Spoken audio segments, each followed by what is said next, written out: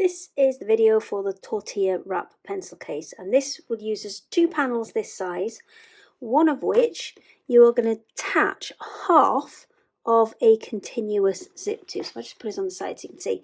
It goes all the way around the top, and I've just pinned this in place. I'm about to take it to the sewing machine and add it on, but that's just pinned in place all the way around the edge, and I'm going to sew that in position. However, before I do, one thing to note is I've got two different lengths of zip on either end of here. So one side's got a slightly shorter bit and the other side's about a centimetre longer. We're going to need that in the second part when we actually start putting the zip back together.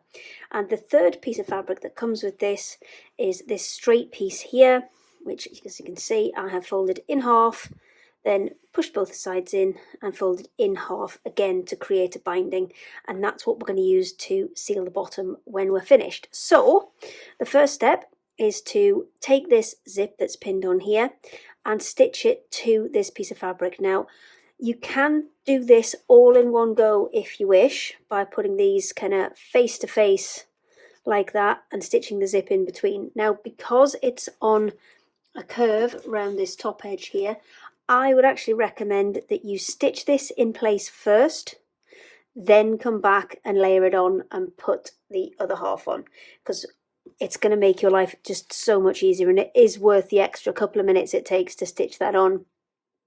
And when you stitch it on, there's always a little black line printed on ours which kind of indicate the seam allowance. So I would try and stitch in between the edge of the zip tape and that 1/4 inch to initially get it stitched on, and then I'll come back and show you how to put the second half on once that's in place. Those two layers are sewn together now, you can see all the way around there, but before we turn it right side out, an important thing to do is actually put some snips in all around these curves, just so we can allow that fabric to move as it turns out. And then once we've got the snips in, we turn the whole thing right side out and start adding the zip.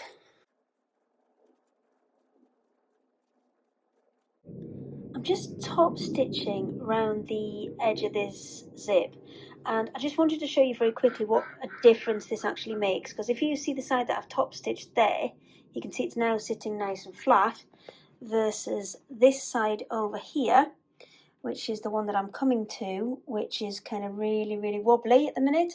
Now giving it a good press and top stitching it before you actually go to the next step of assembly is going to really help the finished look of your pencil case. We're right side out and top stitched now, so it's time to add on the zip. So we're going to fold each of the sides in over to create that kind of folded tortilla look, and then we're going to add the zip. Now the reason that I've cut one side shorter than the other is because you're going to need this when you're adding your zip together. So the longer side, just cut off a few of these threads first because we don't want those getting in the way, and those, excellent. So we're going to put the first side on, and we're going to slide it just through a little bit, enough that I can get a hold of it, and then the other side I'm going to slide in, and I want to be able to get hold of both of those pieces with one hand, and then you are just going to have to do a little bit of a wiggle and it will slide on. Now when you slide it on, you're kind of really offset like that. What I would advise you do is chop a little bit more off and do it again, or the other option you've got is just slide it up a little bit further. So if I pop that back on and slide it up just a bit further, so yeah, probably about there, and then we're going to feed the second one in, make sure I've got hold of both of those with my thumb and forefinger, and then a little bit of a jiggle to get it started, and away you go. And you can see that now lines up much better than it did. So I'm just going to slide this as far up as I can get it,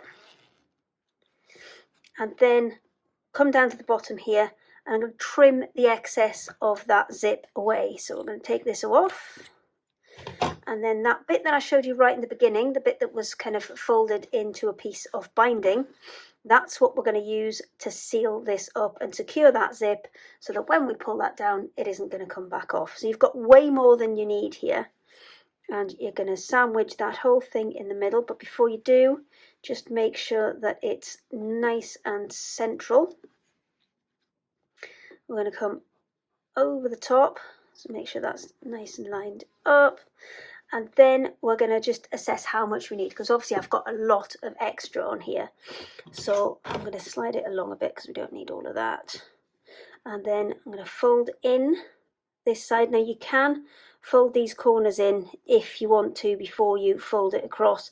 It does make it quite bulky though, so what I would generally advise is just actually to trim off like that. Just trim it off a little bit so that when you fold it in before you fold it up, you don't get a huge kind of bulky piece on the corner there. And then do the same for the other side, and then top stitch all the way along the bottom. So I'll go ahead and do that and then show you the finished piece.